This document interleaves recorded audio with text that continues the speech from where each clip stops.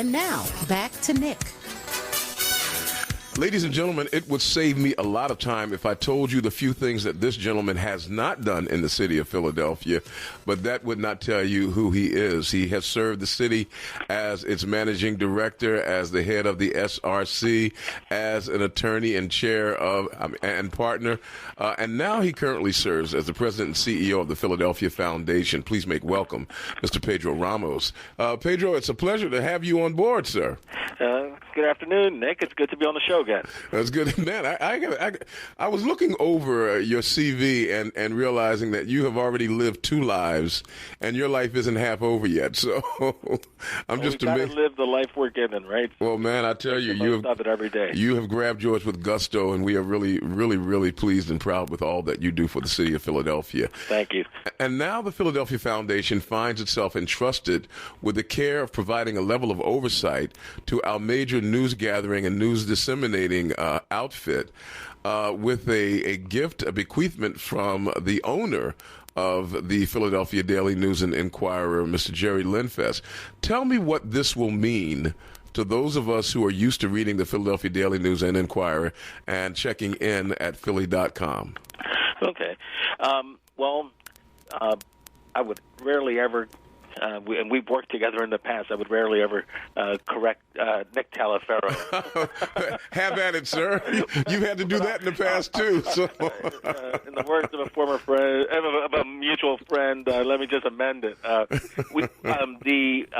Philadelphia Foundation, a subsidiary of the Philadelphia Foundation, has been formed in the form of the Institute for Journalism and New Media, and that entity, which is going to have its own board, is going to essentially own the company, own the shares of the company that owns the two newspapers. And the reason I joke about it, but the serious point is we will not have anything to do with the news itself. A large part of this structure is created to make sure that the news editorially and managerially stays independent, at the newspapers at PMN where it belongs. Wow. So many people often talk, and you always hear the fear-mongering, but what about journalistic and editorial integrity and all of that? I always wonder what that is, as a matter of fact. But many people... This has been structured to keep the news sort of ownership structure separate from the news and from the management of the papers themselves. It's it's ownership. But the big thing is this institute that's been created to, among other things, make sure that journalism, not just journalism at those papers, but journalism in general, independent journalism, has a sustainable model in the digital age. As you know, it's harder to support content with advertising dollars and with consumers that we all get a lot of content for free all over the place. So how do you make sure that there's a model that can sustain that type of work that we've depended on for so long to hold each other and our governmental and other community institutions accountable? Is the argument that a nonprofit will better be able to provide a level of oversight or to get donations, or what is? Well, it does. Right now, newspapers often get contributions from foundations around particular projects that advance the public interests. So you'll have foundations support projects at newspapers to do big investigative pieces and all that. They don't have any say over what the pieces are, but the point is to provide them the resources to do the public interest journalism, journalism that serves the public. But pretty much that's been limited to foundations being able to do that. And now through this nonprofit, foundations and individuals as well can contribute to the nonprofit for the purpose of advancing that type of work. The institute itself is not really about the oversight of the newspaper or the oversight of the news. It is about helping those papers and I think journalism in general, where it's getting harder and harder to have independent journalism because the economic model is changing so much in the digital age, to find solutions to get that type of content and that type of work out into our hands in the way and into our to us in ways that we can use. We all know how important it's been to have the Daily News, the Inquirer, the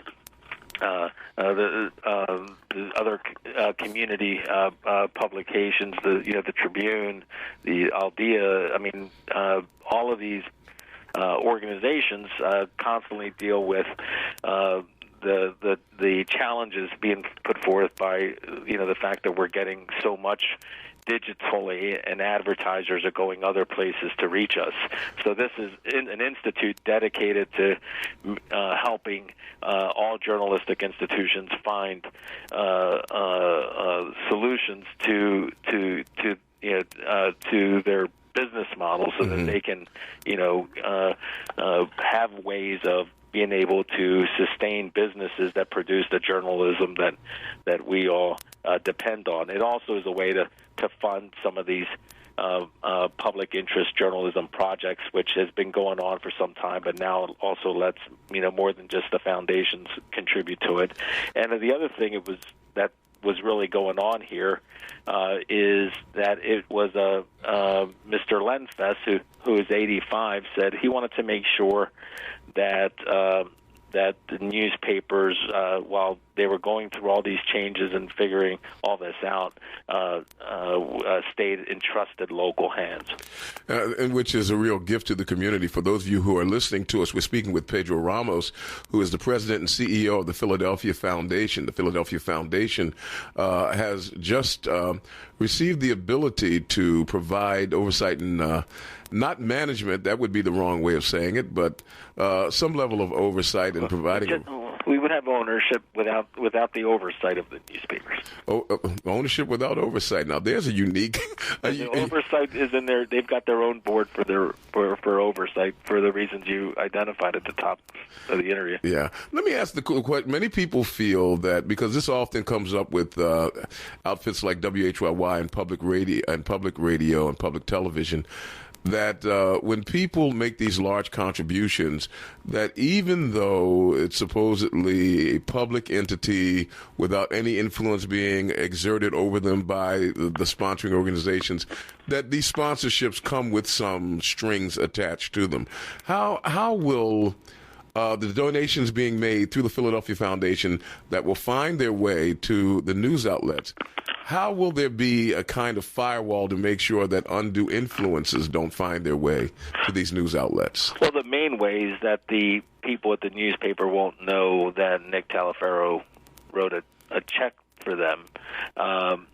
In most instances, there's the same question has existed with respect to advertising. Can advertisers control all that? At the end of the day, it's why you have the insulation of the paper and the way you and I have been joking about.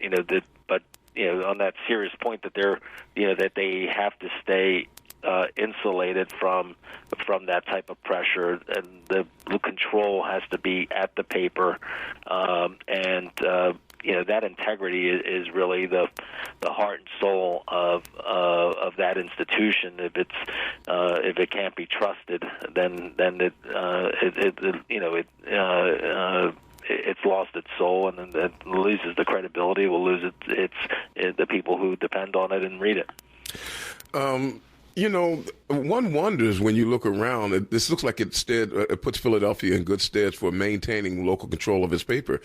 Are there any other workable models like this around the country that you are using as your template, or are you blazing a new trail here? There was a newspaper in Florida that was owned by a nonprofit called the Poynter Institute that had a lot of similar goals to the Institute for Journalism and New Media. But there, in the case of Philadelphia, we have separated that function. We've created a wall between the money and the control of the paper's management. There, it's a more traditional sort of ownership relationship like the one you described, and they've done good work and done a lot of good things in journalism. And here, the institute will try to help